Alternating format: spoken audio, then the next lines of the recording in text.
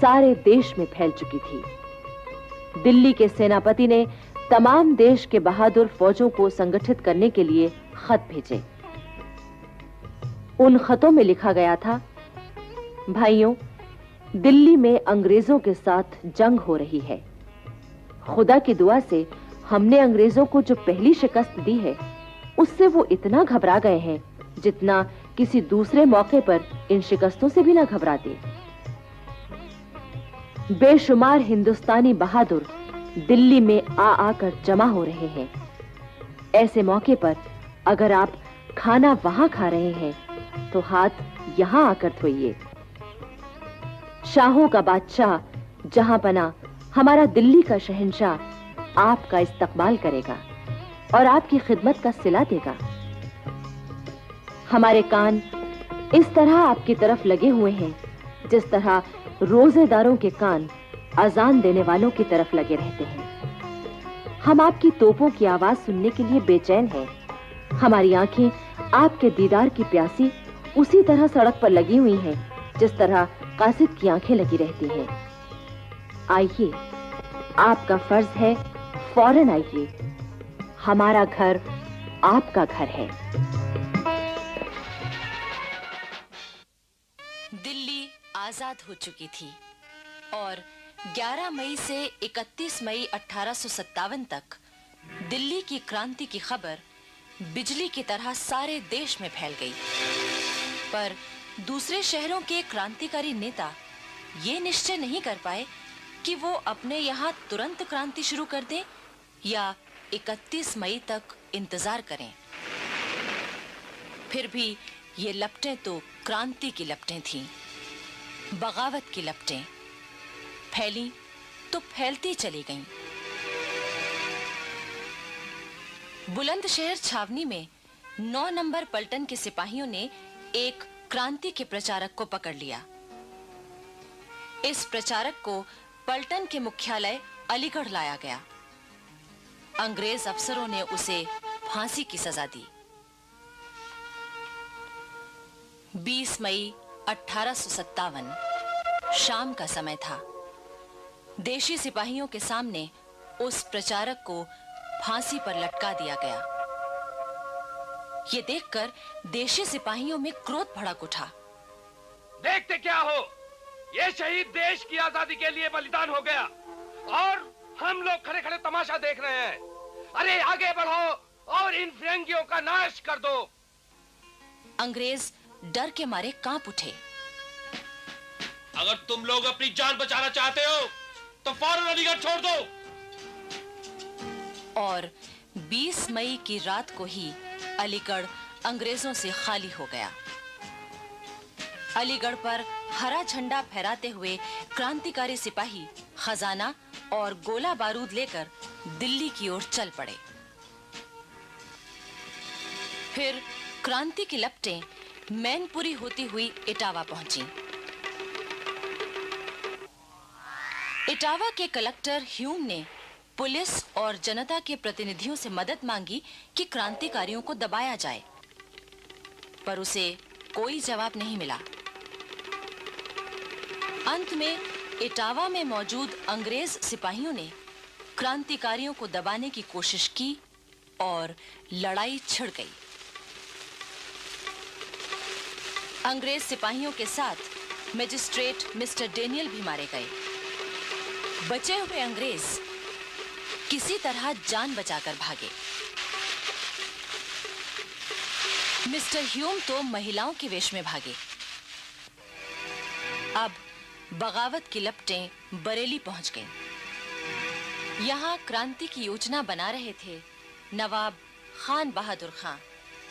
बड़ी होशियारी से, सावधानी से, चुपचाप 31 मई 1857 की सुबह ठीक 11 बजे तोप छूटी और 68 नंबर पलटन ने क्रांति का बिगुल फूंक दिया। अंग्रेजी झंडा उतारा गया, हरा झंडा फहराने लगा। बरेली की क्रांति में अफसरों सहित अनेक अंग्रेज मारे गए। केवल 32 अंग्रेज अपनी जान बचाकर भाग सके। खान बहादुर खां पूरे रुहेलखंड के सूबेदार बने और बख्त खां प्रधान सेनापति। खान बहादुर खां ने जनता के नाम एक ऐलान जारी किया। हिंदुस्तान के रहने वालों, आजादी का पाक दिन जिसका बहुत अरसे से इंतजार था आ पहुंचा है। मुसलमानों, अगर तुम कुरान की इज्जत करते हो, हिंदुओं अगर तुम गौ माता की इज्जत करते हो, तो अब अपने छोटे छोटे झगड़ों को भूल जाओ और इस पाक जंग में शामिल हो जाओ। एक झंडे के नीचे लड़ो और खून की नदियों से अंग्रेजों का नाम हिंदुस्तान से धो डालो। उधर दिल्ली पर बहादुर शाह जफर का शासन हो चुका था। उनके बुलावे पर बरेली के बहादुर बख्त खां भारतीय सेना के सेनापति बनने के लिए चल पड़े। उनकी सेना के साथ शाहजहांपुर, बदायूं और मुरादाबाद से आई देशी पलटनें, तोपें और खजाना था। 3 जून को आजमगढ़ में 17 नंबर की पलटन ने क्रांति शुरू कर दी।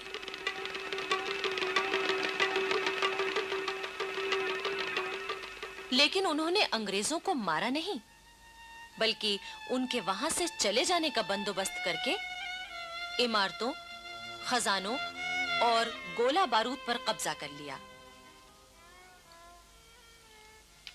4 जून 1857 को ये चिंगारी बनारस पहुंची।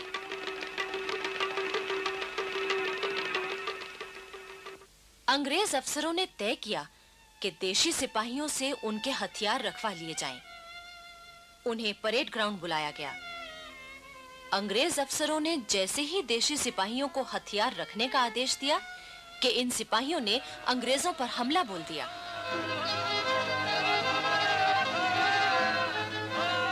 अंग्रेजों ने सिख पलटन को मुकाबले के लिए आगे किया, लेकिन मुकाबला तो दूर, वो अपने भाइयों से गले मिलने लगे। जब मुकाबला ही नहीं तो लड़ाई कैसी? अंग्रेजों को शांतिपूर्वक बनारस से जाने दिया गया। इलाहाबाद तो पास ही था।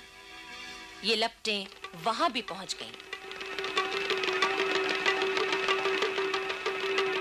इलाहाबाद के किले में गोला बारूद और हथियारों का बहुत बड़ा भंडार, 6 नंबर की देशी पलटन और मुट्ठी भर अंग्रेज सिपाही थे। देशी सिपाही क्रांति के लिए तैयार थे, पर उन्होंने बड़ी चालाकी से अंग्रेजों को बहकावे में रखा। हम तो आपके साथ हैं हुजूर। हुजूर, हमें दिल्ली भेज दीजिए, हम बाकियों के टुकड़े टुकड़े कर देंगे। 6 जून 1857 की सुबह एक बार फिर अंग्रेज अपनी तसल्ली के लिए देशी सिपाहियों से मिले। भरोसा कीजिए, भरोसा तो कीजिए आप। भरोसा तो कीजिए ना हुजूर हम पर आप। उन्होंने बड़े स्नेह से अंग्रेजों को गले लगाया। उसी रात जब अंग्रेज खाना खा रहे थे कि अचानक बिगुल की आवाज गूंज उठी। अंग्रेज घबरा उठे। इस वक्त ये बिगुल की आवाज कैसी? बैरकों से सिपाही अपने हथियार लेकर निकल पड़े। चारों ओर भगदड़ मच गई। इलाहाबाद में क्रांति शुरू हो चुकी थी। बहुत से अंग्रेज मारे गए, उनके बंगले जल गए। 7 जून 1857 इलाहाबाद कोतवाली पर हरा झंडा फहराने लगा। शहर में हरे झंडे का जुलूस देखने लायक था। जनता में इतना उत्साह आ गया कि छोटे-छोटे बच्चे भी हरे झंडे का जुलूस निकालने लगे। क्रांतिकारियों ने कैदियों को जेल से मुक्त कर दिया। सरकारी खजाने पर भी उनका अधिकार हो गया। रेल और तार व्यवस्था ठप पड़ गई। रेलवे स्टेशन पर क्रांतिकारियों का पहरा था। इलाहाबाद के स्वाधीन होते ही आसपास के गांवों में भी हरा झंडा फहरा उठा। अंग्रेजों के बनाए जमींदार हटा दिए गए और उनकी जगह पुराने खानदानी जमींदार फिर आ गए। अंग्रेज इतिहासकार मानते हैं कि उस समय इलाहाबाद में कोई भी ऐसा न था जो उनके खिलाफ न हो गया हो। बच्चे-बच्चे में क्रांति की भावना जाग चुकी थी। लेकिन इलाहाबाद किले पर अभी तक क्रांतिकारियों का कब्जा न हो सका था, क्योंकि वहां मौजूद कुछ भारतीय सिपाही अंग्रेजों की मदद कर रहे थे। आखिर प्रमुख लोगों ने मिलकर मौलवी लियाकत अली को शासन का कामकाज संभालने के लिए इलाहाबाद का सूबेदार बनाया। मौलवी लियाकत अली बहुत नेक इंसान थे। सब लोग उनका बहुत आदर करते थे। मौलवी साहब ने खुसरो बाग को अपना केंद्र बनाया। वो दिल्ली के सम्राट बहादुर शाह जफर को वहां के हालात की खबर भेजते रहे और इलाहाबाद के किले में मौजूद देशी सिपाहियों को क्रांति में शामिल होने के लिए पैगाम भेजते रहे। लेकिन इन सिपाहियों ने अंग्रेजों का ही साथ दिया। इस तरह इलाहाबाद के किले को छोड़कर सब जगह क्रांतिकारियों का अधिकार हो चुका था।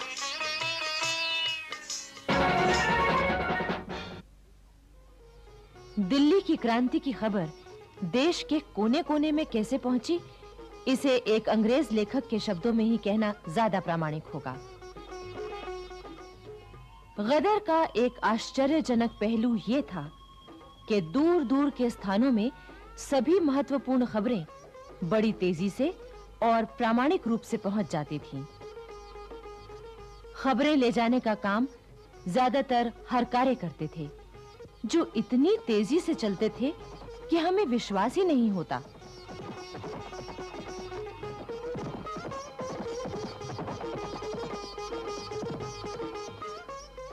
यही कारण था कि दिल्ली की स्वाधीनता की खबर नाना साहब को 15 मई 1857 को मिली और कानपुर में अंग्रेजी सेना के सेनापति ह्यू व्हीलर को 18 मई को, यानी पूरे 3 दिन बाद। बिठूर में उस समय नाना साहब के दरबार में उनके 2 भाई बाला साहब और बाबा साहब, नाना साहब का भतीजा राव साहब, अजीमुल्ला खां और प्रसिद्ध मराठा सेनापति तात्या टोपे मौजूद थे। दिल्ली की क्रांति की खबर जब कानपुर में फैली तो हिंदुओं और मुसलमानों की सभाएं होने लगीं।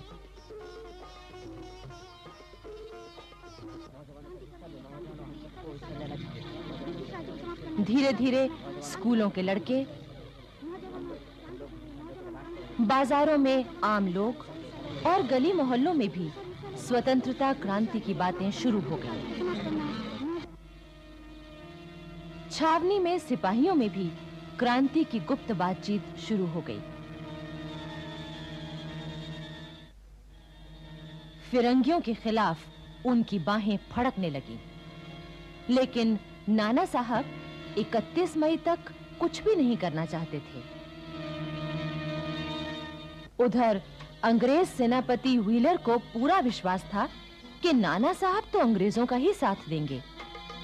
इसी उम्मीद से उसने उन्हें संदेश भेजा कि वो आएं और कानपुर की रक्षा में मदद करें।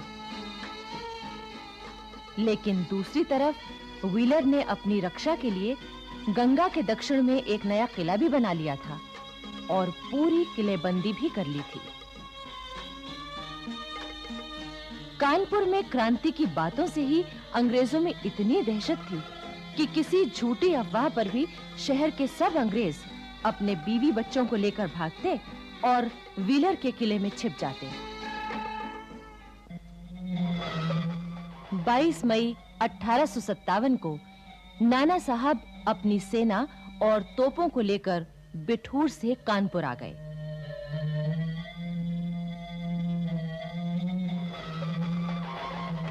उन्होंने नवाबगंज में अपना डेरा जमाया।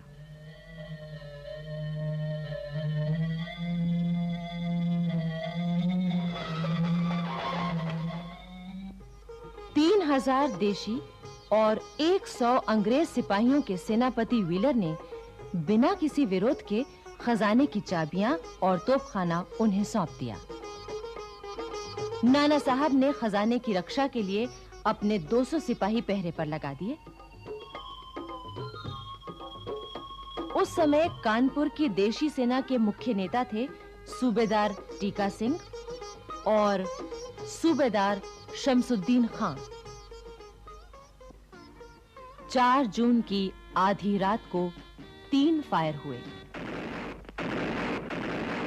यही क्रांति की शुरुआत की सूचना थी। सबसे पहले सूबेदार टीका सिंह घोड़े पर सवार होकर आगे बढ़े।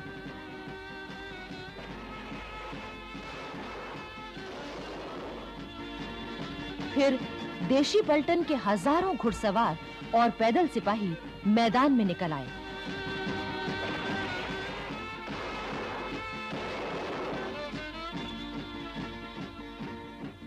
अंग्रेजों की इमारतों में आग लगा दी गई।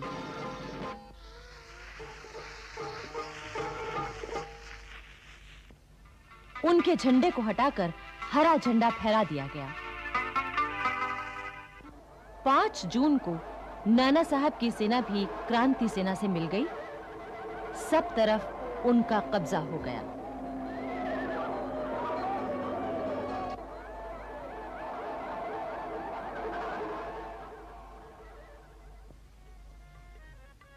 पाँच जून को कानपुर में दिल्ली सम्राट बहादुर शाह जफर के झंडे का जुलूस बड़ी धूमधाम से निकाला गया।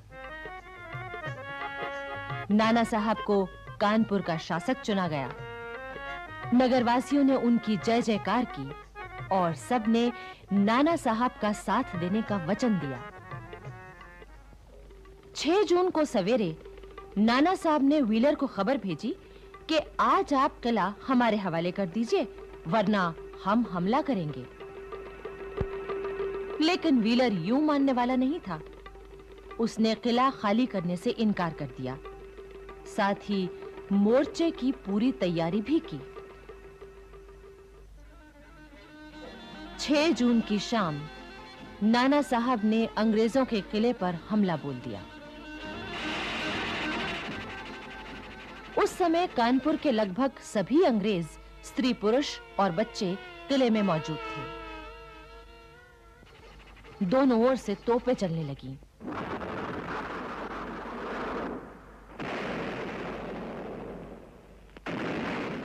दोनों ओर के सिपाही मरने लगे, घायल होने लगे। इस संघर्ष के दौरान कानपुर की जनता का हौसला बढ़ा हुआ था। महिलाएं भी बड़े उत्साह से जुटी हुई थीं। क्रांतिकारी सेना को गोला बारूद और खाना पहुंचाने के साथ-साथ घायलों की सेवा भी कर रही थीं। इसमें कानपुर की एक वेश्या अजीजन ने तो कमाल ही कर दिया। एक अंग्रेज इतिहासकार लिखता है कि अजीजन हथियार बांधे घोड़े पर सवार बिजली की तरह दौड़ती फिरती थी। दनदनाते तोप के गोलों और बरसती हुई आग की परवाह न करके वो तोपचियों को गोला बारूद पहुंचाती, सिपाहियों को खाना खिलाती, दूध पिलाती और उनका हौसला बढ़ाती। अजीजन निर्भय होकर छावनी में घायल सिपाहियों की सेवा भी करती और गुप्त संदेश भी झटपट पहुंचा देती। क्रांति सेना का आक्रमण इतना जबरदस्त था कि किले के अंदर अंग्रेजों की लाशों के ढेर लग गए। उन्हें दफनाने तक की जगह नहीं बची। जो जिंदा थे उनका बुरा हाल था।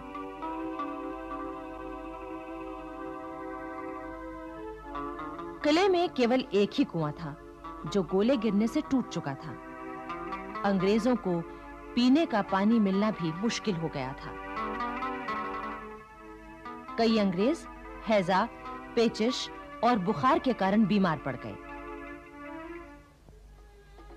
उधर नाना साहब ने शहर के तमाम खास लोगों की सभा बुलाई और उनकी सलाह से शहर का शासन चलाने का इंतजाम किया। हुलास सिंह को मुख्य न्यायाधीश बनाया, फौज को रसद पहुंचाने की जिम्मेदारी मुल्ला को सौंपी, दीवानी के मुकदमों के लिए ज्वाला प्रसाद, अजीमुल्लाह खां और बाबा साहब की अदालत बनाई गई। अंग्रेज इतिहासकार एम टॉमसन ने लिखा है कि नाना साहब की शासन व्यवस्था में नगर में पूरी तरह शांति थी। 18 जून और 23 जून को अंग्रेजों से फिर घमासान युद्ध हुए।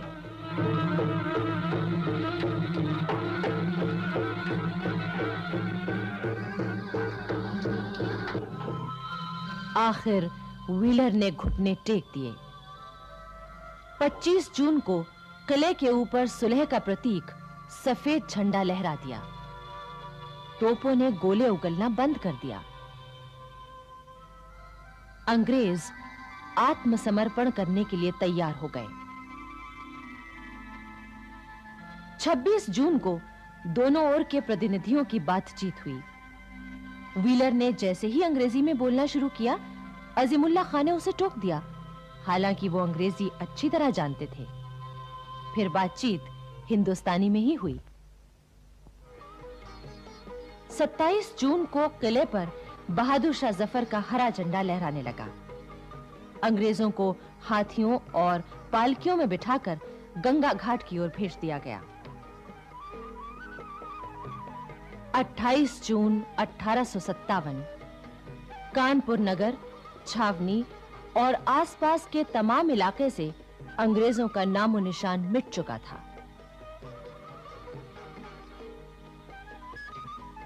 नाना साहब ने इस मौके पर एक बड़ा दरबार किया, जिसमें 6 पैदल पलटने, 2 घुड़सवार पलटने, जमींदार और हजारों की तादाद में जनता आई।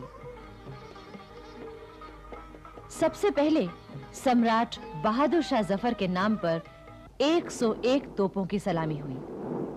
इसके बाद नाना साहब को 21 तोपों की सलामी दी गई। नाना साहब ने इस मौके पर सबको धन्यवाद दिया।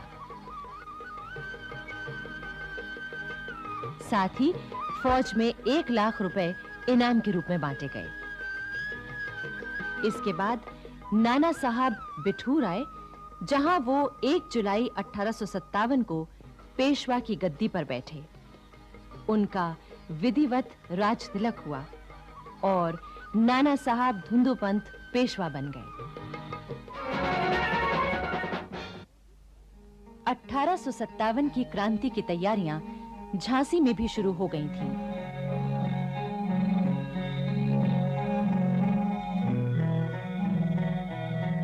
झांसी की जनता अपनी रानी लक्ष्मीबाई के साथ हुए अन्याय और अपमानपूर्ण व्यवहार का बदला लेने के लिए बेचैन थी। रानी महल में हर रोज गुप्त सभाएं, मंत्रणाएं हो रही थीं। आखिर 4 जून 1857 को झांसी में 12 नंबर देसी पलटन के हवलदार गुरबख्श सिंह ने विद्रोह की तलवार निकाल ली। क्रांतिकारी सेना ने तोपखाने और खजाने पर कब्जा कर लिया। इसके बाद रानी लक्ष्मीबाई हथियारों से लैस होकर निकल पड़ी और उन्होंने क्रांतिकारी सेना का नेतृत्व संभाल लिया। झांसी में चारों ओर विद्रोही सेना फैल गई और अंग्रेजों के हाथ से सत्ता छीन ली गई। 7 जून को क्रांतिकारी सेना ने झांसी के किले पर हमला किया। इस हमले का नेतृत्व कर रहे थे रिसालदार काले खां और तहसीलदार मोहम्मद हुसैन। किले के अंदर मौजूद हिंदुस्तानी सिपाहियों ने भी विद्रोह कर दिया। किले के भीतर और बाहर संघर्ष शुरू हो चुका था। 8 जून को रिसालदार काले खां के हुक्म से किले के अंदर मौजूद 67 अंग्रेज पुरुष, स्त्रियों और बच्चों को मौत के घाट उतार दिया गया। अंग्रेज इतिहासकार स्वयं मानते हैं कि इस हत्याकांड में रानी लक्ष्मीबाई का कोई हाथ नहीं था और न ही उन्होंने इसकी इजाजत दी थी। 8 जून 1857 को झांसी कंपनी सरकार के चंगुल से मुक्त हो गई। गद्दी का उत्तराधिकारी दामोदर राव चूंकि बालिग नहीं था, इसलिए रानी लक्ष्मीबाई ने झांसी का शासन संभाला। झांसी में जगह-जगह घोषणा की गई, खलक खुदा का, मुल्क बादशाह का, हुक्म रानी लक्ष्मीबाई का।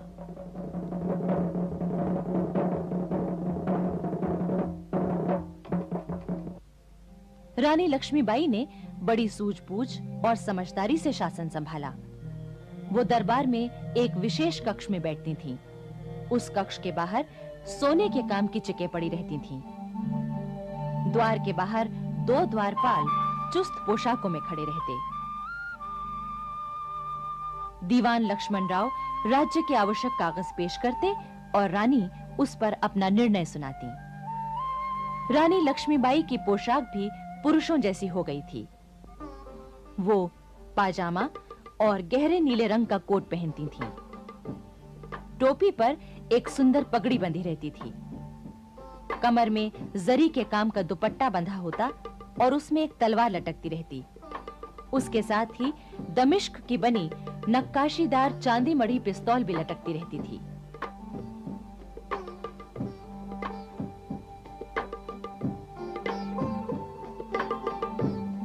झांसी के किले पर अब स्वाधीनता का हरा झंडा लहराने लगा था।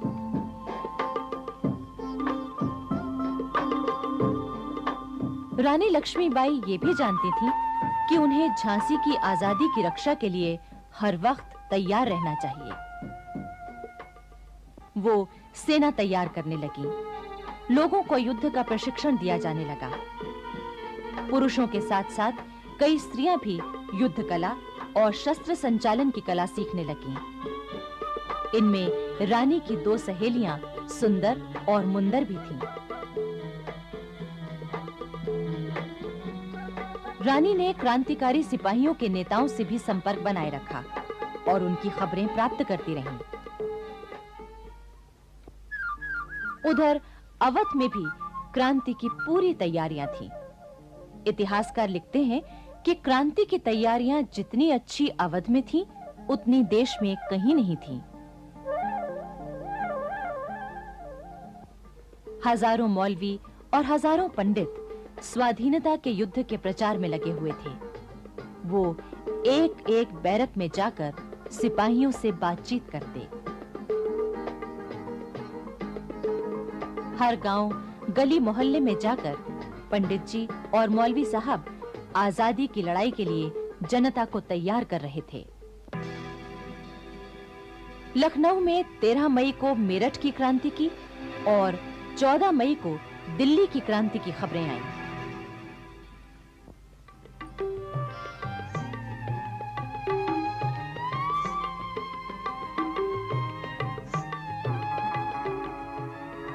सर हेनरी लॉरेंस लखनऊ में पूरे अवध का कमिश्नर था।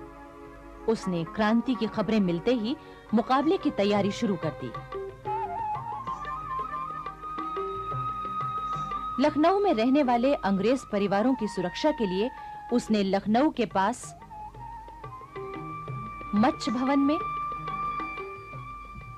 और रेजिडेंसी में किलेबंदी शुरू कर दी, ताकि जरूरत पड़ने पर सभी अंग्रेज और उनके परिवार वहां शरण ले सकें। अंग्रेज महिलाओं और बच्चों को तो वहां पहले ही पहुंचा दिया गया था। 30 मई 1857 की रात ठीक 9 बजे तोप छूटी। क्रांति आरंभ होने का यही संकेत था। 71 नंबर की पलटन सबसे पहले बंदूकें लेकर निकल आई। उसने अंग्रेजों के बंगले जलाए और जो भी अंग्रेज मिले उन्हें मार दिया गया। सन 1857 में पंजाब की सबसे बड़ी छावनी लाहौर के पास मियामीर में थी। मियामीर में गोरे सिपाहियों की तुलना में हिंदुस्तानी सिपाही 4 गुना ज्यादा थे। अंग्रेजों के खिलाफ क्रांति के प्रचारकों ने क्रांति की चिंगारियां पेशावर, लाहौर, अमृतसर, जालंधर, फिल्लौर, फिरोजपुर आदि सभी स्थानों में पहुंचा दी थी। पंजाब के हिंदुस्तानी सिपाहियों की योजना ये थी कि सबसे पहले मियां मीर के सिपाही लाहौर के किले पर चढ़ाई करेंगे। इसके बाद पेशावर, अमृतसर, फिल्लौर और जालंधर की पलटनें एक साथ क्रांति आरंभ कर देंगी।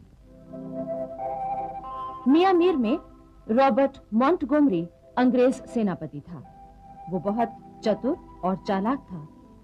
उसे जैसे ही मेरठ और दिल्ली की घटनाओं की जानकारी मिली, वो तुरंत सावधान हो गया। तभी उसके एक गुप्तचर ने खबर दी कि मियां मीर के हिंदुस्तानी सिपाही भी क्रांति करने वाले हैं। 13 मई 1857 को मियां मीर के परेड मैदान में मॉन्टगोमरी ने 1000 हिंदुस्तानी सिपाहियों को बुलाया। इसके तुरंत बाद तोपखाने सहित गोरे सैनिकों का दल आ गया और उसने हिंदुस्तानी सिपाहियों के दल को घेर लिया। मॉन्टगोमरी ने हिंदुस्तानी सिपाहियों को आदेश दिया कि वो अपने अपने हथियार नीचे रख दें। अंग्रेजों की सेना और तोपखाने से घिरे हिंदुस्तानी सिपाहियों ने मजबूर होकर हथियार रख दिए और चुपचाप अपनी बैरकों में चले गए। लाहौर के किले में मौजूद हिंदुस्तानी सिपाहियों से हथियार रखवाने के लिए एक गोरी पलटन भेजी गई। उसने वहां के सिपाहियों से हथियार रखवाकर किले के बाहर बैरकों में भेज दिया। उधर पेशावर में 24, 27, 51 नंबर की पैदल और 5 नंबर की सवार पलटनें 22 मई 1857 को क्रांति का बिगुल फूंकने को तैयार थीं। मियां मीर की घटना का समाचार पाते ही अंग्रेज अफसरों ने गोरी सेना के 4 दल पेशावर भेजे और 22 मई की सुबह देशी पलटनों से हथियार रखवा लिए। 22 मई की शाम अंग्रेज सैनिक सावधान थे कि कहीं छावनी या नगर में विद्रोह न हो जाए, किंतु उसी रात कुछ निहत्थे हिंदुस्तानी सिपाही नगर की ओर जा रहे थे। उन्हें अंग्रेज सिपाहियों ने पकड़ लिया। उसी रात 14 हिंदुस्तानी सिपाहियों को फांसी पर लटका दिया गया ताकि बाकी सिपाही उनसे सबक लें। बैरकों के बाहर तोपें लगा दी गईं। कोई भी हिंदुस्तानी सिपाही बाहर नहीं निकल सकता था। जिसने हिम्मत की उसे तोप के मुंह से बांधकर उड़ा दिया गया। पेशावर के पास होती मैदान में 55 नंबर पैदल पलटन थी। इसके सेनापति कर्नल स्पैटिश वुड को भरोसा था कि उसकी पलटन विद्रोह नहीं करेगी, किंतु पंजाब के अंग्रेज अफसरों ने उन पर दबाव डाला कि पलटन से हथियार रखवा लिए जाएं। इस पर दुखी होकर कर्नल स्पैटिश वुड ने आत्महत्या कर ली। होती मर्दान की 55 नंबर पैदल पलटन से हथियार रखवाने के लिए पेशावर से अंग्रेजों की सेना आई। 55 नंबर पैदल पलटन किले से भाग निकली। अंग्रेजों की सेना भारी संख्या में थी। उन्होंने कोई 150 हिंदुस्तानी सिपाहियों को मार डाला। जो हिंदुस्तानी सिपाही पकड़े गए उन्हें बाद में तोपों के मुंह से बांधकर उड़ा दिया गया। इस हृदय विदारक दृश्य का वर्णन अंग्रेज इतिहासकार जॉर्ज विकर्स ने किया है। एक चौरस मैदान के 3 ओर फौज खड़ी थी और चौथी ओर 10 तोपें थीं। पहले 10 हिंदुस्तानी सिपाहियों को लाकर तोपों के मुंह से बांधा गया और फिर तोप खाने के अफसर ने अपनी तलवार हिलाई। एक साथ 10 तोपों की गरज सुनाई दी और धुएं के साथ सिपाहियों के हाथ, पांव, सिर चारों ओर उड़ते हुए दिखाई दिए। ये दृश्य 4 बार दोहराया गया। फिरोजपुर में कंपनी सरकार के गोला बारूद के बहुत बड़े भंडार की रखवाली हिंदुस्तानी सिपाही करते थे। उन सिपाहियों के इरादे जानने के लिए अंग्रेजों ने उन्हें परेड पर बुलाया।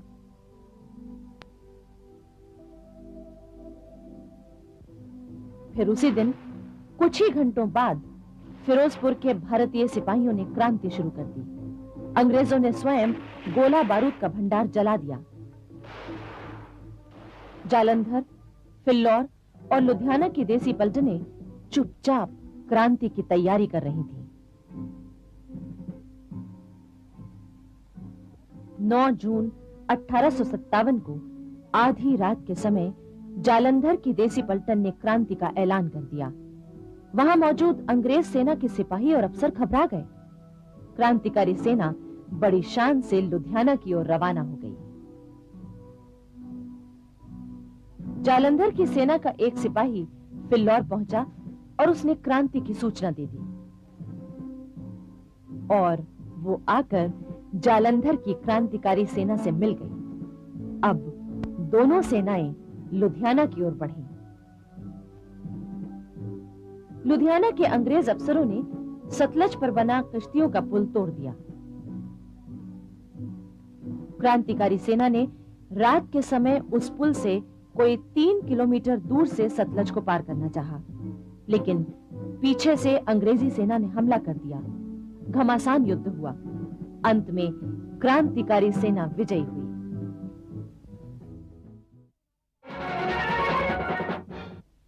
सन 1857 में राजस्थान के सभी राज्यों में अंग्रेजों का प्रभुत्व था। मारवाड़, मेवाड़, जयपुर, जोधपुर और कोटा में कंपनी के गवर्नर जनरल के प्रतिनिधि मौजूद थे। इन सब के ऊपर था एजेंट टू गवर्नर जनरल, जो अजमेर में रहता था। उस समय राजस्थान में अंग्रेजों की 6 छावनियां थीं। ये छावनियां नसीराबाद, नीमच, देवली, ब्यावर, एरनपुरा और खेरवाड़ा में स्थित थीं। इन छावनियों में 5000 भारतीय सैनिक थे। देश के अन्य भागों की तरह राजस्थान में भी शहरों और छावनियों में साधु और फकीरों के वेश में क्रांति के प्रचारक आए। उन्होंने सैनिकों में चर्बी वाले कारतूसों के खिलाफ प्रचार किया और विद्रोह की भावना जगाई। चर्बी वाले कारतूसों की बात सैनिकों में बिजली की तरह फैल गई। अंग्रेज अफसरों ने झटपट देसी सिपाहियों से कारतूस वापस ले लिए। सिपाहियों का शक और भी पक्का हो गया। तभी एक और अफवाह जंगल की आग की तरफ फैली कि सिपाहियों को खाने के लिए जो आटा दिया जाता है उसमें हड्डियों का चूरा मिलाया जाता है। इन बातों को लेकर भारतीय सिपाहियों में विद्रोह की आग सुलगने लगी। वो आपस में गुप्त मंत्रणाएं करने लगे। नसीराबाद में मेरठ की बगावत की खबर मिलते ही अंग्रेज अफसरों ने छावनियों के चारों ओर गोले भरवाकर तोपें रखवा दी। अब तो भारतीय सिपाही और भी परेशान हो गए। कई जगह सिपाहियों ने अपने अंग्रेज अफसरों से उनके बदलते व्यवहार का कारण पूछा। साहब, क्या ये सब तैयारियां हमें दबाने के लिए की जा रही हैं? वो तुम लोग तो अच्छा आदमी है, ये सब तुम्हारी भलाई के लिए है। तो ये बात सच है। आखिर 28 मई 1857 को दोपहर 3 बजे 15वीं इन्फेंट्री के सिपाहियों ने क्रांति का बिगुल फूंक दिया। वो अपने अपने हथियार लेकर बैरकों से बाहर निकल आए। तोपों पर तैनात भारतीय सिपाहियों ने जरा सी भी देर नहीं की। उन्होंने छावनी पर अंग्रेजों के हमले को विफल करने के लिए तोपों के मुंह मोड़ दिए। क्रांतिकारी सिपाहियों का उद्देश्य था हथियार और खजाना अपने कब्जे में लेकर दिल्ली की ओर बढ़ना। जोधपुर और जयपुर में उनका रास्ता रोकने वाले अंग्रेजों को मुंह की खानी पड़ी। उधर नीमच के क्रांतिकारी चित्तौड़, हमीरगढ़ और बनेड़ा स्थित अंग्रेजों के ठिकानों पर हमला करते हुए दिल्ली की तरफ चल दिए। निम्बाहेड़ा की जनता ने उन्हें भोजन रसद आदि दी। उधर एरनपुरा की सैनिक टुकड़ी जब मारवाड़ के रास्ते दिल्ली की ओर बढ़ी तो आउवा के ठाकुर कुशाल सिंह भी उनके साथ हो लिए। उन्होंने बिथोरा नामक स्थान में कर्नल हीथ को हराया। 18 सितंबर 1857 को राजस्थान के agent to governor general George Lawrence के साथ आउवा में एक बार फिर टक्कर हुई। जॉर्ज लॉरेंस हार गया और क्रांतिकारी दिल्ली की ओर बढ़ गए। उधर भरतपुर में महाराजा ने विद्रोही सेना का रुख देखते हुए अंग्रेज अफसर मेजर मॉरिसन को सलाह दी कि वो भरतपुर छोड़कर चला जाए।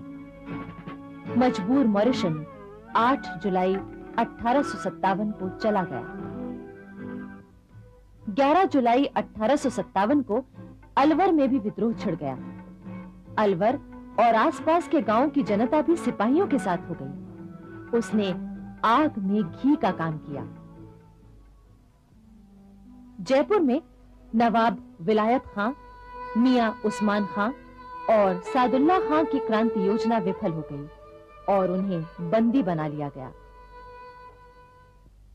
इसी समय टोंक की सेना ने भी विद्रोह कर दिया। नीमच से आए क्रांतिकारी सिपाहियों के साथ मिलकर नवाब से धन वसूल किया और फिर दिल्ली की ओर चल पड़े। मेवाड़ के असंतुष्ट सामंत गुप्त रूप से राजस्थान की क्रांतिकारी सेनाओं की लगातार मदद करते रहे। वहां विद्रोह भड़कने की पूरी आशंका थी। क्रांतिकारी सिपाही जब दिल्ली पहुंचे तो अंग्रेजी सेना ने दिल्ली पर घेरा डाला हुआ था। क्रांति दल ने पीछे से हमला बोल दिया। अंग्रेजों को हटना पड़ा। राजस्थान में सन 1857 की क्रांति का एक महत्वपूर्ण केंद्र था Kota. Political agent major Burton ने महाराव से कहा कि वो जयदयाल, रतनलाल और जियालाल नामक अधिकारियों को उसके हवाले कर दें। इस बात पर भारतीय सिपाहियों और अंग्रेजों में मारकाट छिड़ गई। मेजर बर्टन और उसके दोनों बेटे भी मारे गए। इतिहासकार लिखते हैं कि कोटा के क्रांतिकारी इतने जोश में थे कि उन्होंने मेजर बर्टन का सिर काटकर पूरे शहर में घुमाया। किंतु इसके बाद अंग्रेजों ने कोटा के विद्रोह को दबाने के लिए दमन चक्र चलाया। 1857 की क्रांति की लपटें सारे देश में बराबर फैलती जा रही थी। देश का मध्य भाग भी विद्रोह की आग में जलने लगा था। ग्वालियर, ललितपुर, छतरपुर, सागर, विजयराघवगढ़, रीवा, दमोह, जबलपुर, मंडला, रायपुर, रामगढ़ आदि जगहों पर क्रांति फैल गई। जबलपुर के पास पुरवा में राजा शंकर शाह ने अपनी कोठी से ही क्रांति संचालन की योजना बनाई थी। 52वीं रेजिमेंट के सिपाहियों का आना जाना बराबर बना हुआ था, किंतु किसी गद्दार ने ये बात अंग्रेजों तक पहुंचा दी। 14 सितंबर 1857 को कैप्टन क्लर्क ने अंग्रेज सिपाहियों के साथ राजा शंकर शाह और उनके बेटे रघुनाथ शाह को गिरफ्तार कर लिया। चटपट मुकदमा चला और दोनों बाप बेटे को अगले ही दिन तोपों से बांधकर उड़ा दिया गया। राजा शंकर शाह और उनके बेटे रघुनाथ शाह के बलिदान से सारे क्षेत्र में अंग्रेजों के प्रति घृणा फैल गई। भारतीय सिपाहियों ने उसी रात विद्रोह की घोषणा कर दी। इसी घटना से बेचैन होकर विजयराघवगढ़ के राजा सरयू प्रसाद ने भी विद्रोह की घोषणा कर दी। राजा सरयू प्रसाद की उम्र उस समय 17 साल की थी। उसके सिपाहियों ने अंग्रेजों के घोड़े छीन लिए। बाद में रीवा से अंग्रेज सेना आई। क्रांतिकारी सेना से युद्ध हुआ।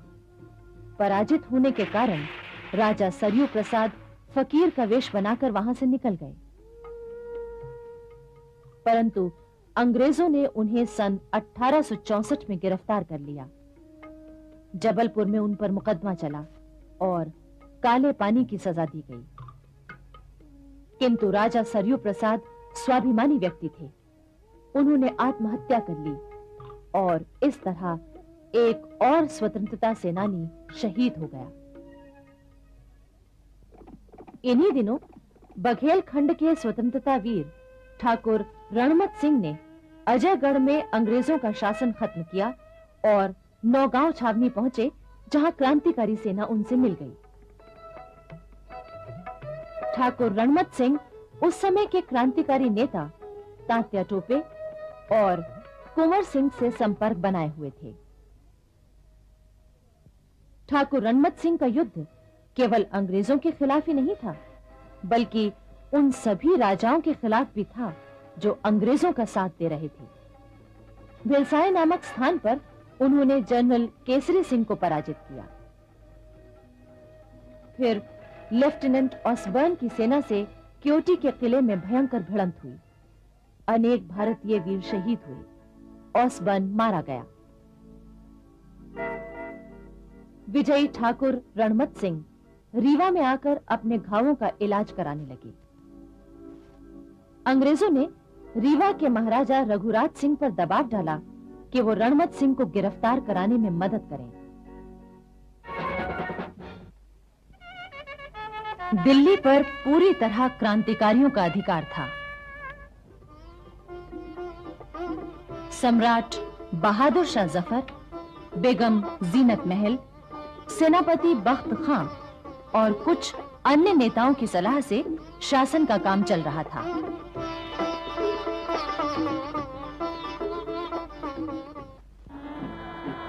लेकिन दूसरी तरफ दिल्ली के बाहर कंपनी सरकार की सेना का भारी जमाव था। वो दिल्ली पर दोबारा अधिकार करने की पूरी कोशिश कर रहे थे, पर क्रांतिकारी सेनाएं उन्हें लगातार पीछे भेज रही थीं। दिल्ली पर अधिकार करने के लिए कंपनी की सेना को 5 दलों में बांटा था। प्रधान सेनापति विल्सन के नेतृत्व में पहले 3 दलों ने कश्मीरी गेट से प्रवेश करने की तैयारी की। चौथा दल लेकर मेजर रीड काबुली दरवाजे पर पहुंचा और सब्जी मंडी की तरफ से बढ़ने की योजना बनाई। आखिर 14 सितंबर 1857 को सूर्योदय होते ही जनरल निकलसन कश्मीरी गेट के पास दीवार की ओर बढ़ा। तभी इधर से क्रांतिकारियों ने गोले बरसाने शुरू कर दिए। दीवार के नीचे अंग्रेजों की सेना भारी संख्या में मारी गई, लेकिन जनरल निकलसन ने इसकी परवाह नहीं की। एक जगह दीवार कुछ टूट चुकी थी। निकलसन ने वहां पर सीढ़ी लगवा दी। वो दीवार कूदकर शहर के अंदर जाना चाहता था। आखिर निकलसन गोलों और गोलियों की बौछार की परवाह न करता हुआ दीवार पर चढ़ गया और शहर के भीतर जा पहुंचा। उसके बाद तो भारी संख्या में अंग्रेज सैनिक अंदर पहुंच गए। कश्मीरी गेट पर घमासान लड़ाई शुरू हो गई। आखिर अंग्रेज सैनिकों ने कश्मीरी गेट का एक हिस्सा उड़ा दिया। इससे कर्नल कैंपबेल भी अपनी सेना लेकर शहर के अंदर आ गया।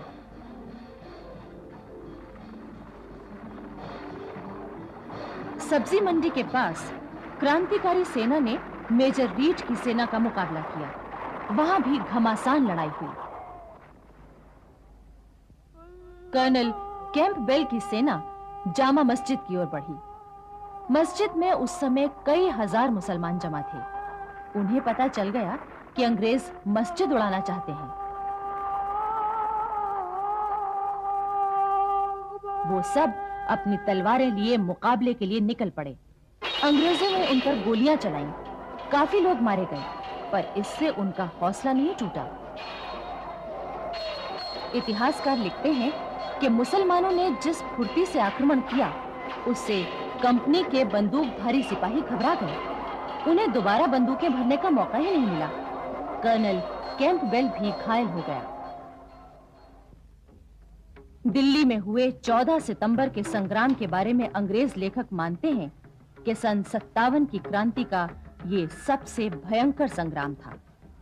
उस दिन कंपनी के 66 अफसर और 1104 सिपाही मारे गए, जबकि करीब 1500 क्रांतिकारी शहीद हुए थे।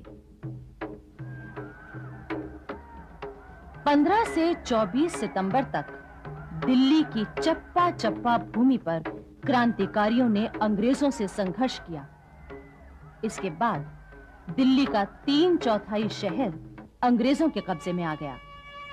जगह जगह इमारतों पर फिर से ब्रिटिश झंडा लहराने लगा। उधर 19 सितंबर की रात सेनापति बख्त खां सम्राट बहादुर शाह जफर से मिला। उसने बादशाह की हिम्मत बंधाई और कहा, दिल्ली हाथ से निकल जाने पर भी अभी हमारा कुछ नहीं बिगड़ा है। तमाम मुल्क में आग लगी हुई है। आप अंग्रेजों से हार मत मानिए। आप मेरे साथ दिल्ली से निकल चलिए। आखिरी जीत हमारी होगी। ठीक है बहादुर, तुम कल सवेरे हमें मिलो। उधर बख्त खां गया और इधर इलाही बख्श बादशाह के पास आया। इलाही बख्श बादशाह का समधी था, परंतु धन के लोभ में अंग्रेजों से मिलकर बादशाह को दिल्ली से बाहर जाने से रोक रहा था। हुजूर, अब बगावत के कामयाब होने की कोई सूरत नजर नहीं आती। बख्त खां के साथ जाने में आपको सिवाय तकलीफों के कुछ हाथ नहीं आएगा। मेरी मानिए, आप यहीं रह जाइए। मैं वायदा करता हूं कि अंग्रेजों से मिलकर सब बातें साफ कर दूंगा। आप पर कोई आंच नहीं आने दूंगा। अगले दिन सवेरे सम्राट बहादुर शाह हुमायूं के मकबरे में गए। बख्त खां को वहीं मिलने के लिए बुलाया गया। मकबरे के पूर्वी दरवाजे की तरफ यमुना नदी के किनारे बख्त खां की फौज पड़ी हुई थी। पूर्वी दरवाजे से ही बख्त खां बहादुर शाह से मिलने के लिए आया। बख्त खां, दिल्ली से निकलकर क्या हम महफूज रह सकेंगे? हुजूर, आपका इकबाल बुलंद है। दिल्ली को तो छोड़िए, मुल्क के तमाम इलाकों में आपके लिए इज्जत है और वहाँ आप महफूज रहेंगे। लेकिन इलाही बख्श तो... आप उसकी बातों में मत आइए हुजूर। वो फिरंगियों से मिला हुआ है। मैंने अपनी फौज तैयार कर ली है। आप फौरन निकल चलिए। कोई आपका बाल बांका नहीं कर सकता। बख्त खां, मुझे तुम पर पूरा यकीन है। ठीक है, मैं थोड़ी देर में तुम्हारे साथ चलूंगा। बख्त खां के जाते ही इलाही बख्श फिर पहुंच गया। सारे मुल्क में फिरंगियों ने मार काट मचा रखी है। आज नहीं तो कल आप पर मुसीबतें आ जाएंगी। मेरी मानिए, फिरंगियों से दोस्ती करने में ही भलाई है हुजूर। बूढ़ा बादशाह अजीब पशुपेश में पड़ गया। अभी इलाही बख्श अपने दांव पेच चल ही रहा था कि बख्त खां पहुंच गया। अरे, ये फिर यहां टपका। हुजूर, मैं आपका रिश्तेदार हूं। भला मैं आपसे क्यों दगा करूंगा? लेकिन ये बख्त खां पठान है। मुगलों से अपनी कौम का पुराना बदला चुकाना चाहता है और आपके साथ धोखा करेगा। अच्छा तो ठहर, अब मजा देख धोखेबाज। अभी तेरा फैसला किए देता हूं। अरे अरे अरे, ठहरो बहादुर, ठहरो। ये क्या पागलपन है बहादुर? मुझे तेरी हर बात का यकीन है और मैं तेरी हर राय को दिल से पसंद करता हूं, मगर जिस्म की कुव्वत ने जवाब दे दिया है, इसलिए मैं अपना मामला तकदीर के हवाले करता हूं। मुझको मेरे हाल पर छोड़ दो और बिस्मिल्लाह करो। हमारी फिक्र मत करो, अपने फर्ज को अंजाम दो। बादशाह की बातें सुनकर बख्त खां का दिल टूट गया। वो गर्दन नीची करके पूर्वी दरवाजे से बाहर निकल आया। फिर तो इलाही बख्श को मौका मिल गया। वो फौरन कैप्टन हडसन के पास पहुंचा। साहब, देर मत कीजिए, यही मौका है। बख्त खां को बादशाह ने नाराज करके भेज दिया है। आप पश्चिम के दरवाजे से चलकर फौरन बादशाह को गिरफ्तार कर लीजिए। साहब। फिर इलाही बख्श लपक कर बादशाह के पास पहुंच गया। पीछे पीछे हडसन बहादुर शाह को गिरफ्तार करने पहुंचा। वो उसे देखकर हैरान रह गए। बादशाह ने अब इलाही बख्श की सारी चाल समझ ली थी। उन्होंने नफरत से उसकी ओर देखकर कहा, इलाही बख्श, क्या तुमने इसीलिए मुझे बख्त खां के साथ जाने से रोका? कैप्टन हडसन ने सम्राट बहादुर शाह जफर, बेगम जीनत महल और शहजादे जमां बख्त को गिरफ्तार कर लिया और उन्हें लाकर लाल किले में कैद कर दिया। इसके बाद फौरन ही कंपनी के बड़े अफसरों की मीटिंग हुई। कैप्टन हडसन और जनरल विल्सन की राय थी कि सम्राट बहादुर शाह को फौरन मार डालना चाहिए, लेकिन कंपनी के बड़े अफसरों ने कहा कि इससे देश के हालात और ज्यादा बिगड़ सकते हैं, इसलिए उन्हें कैद ही रखा जाए। उधर हुमायूं के मकबरे में बादशाह के दो बेटे मिर्जा मुगल और मिर्जा अख्तर सुल्तान और पोता अबू बकर अभी मौजूद थे। ये लोग तय नहीं कर पाए थे कि वो किधर जाएं। इलाही बख्श को जैसे ही ये बात मालूम हुई तो वो भागकर कैप्टन हडसन के पास पहुंचा। उसने हडसन से कहा, आप फौरन चलकर बादशाह के बाकी दो बेटों और पोतों को गिरफ्तार कर लीजिए, वो लोग भागने ही वाले हैं। कैप्टन हडसन तुरंत मकबरे में पहुंचा और तीनों शहजादों को गिरफ्तार कर लिया।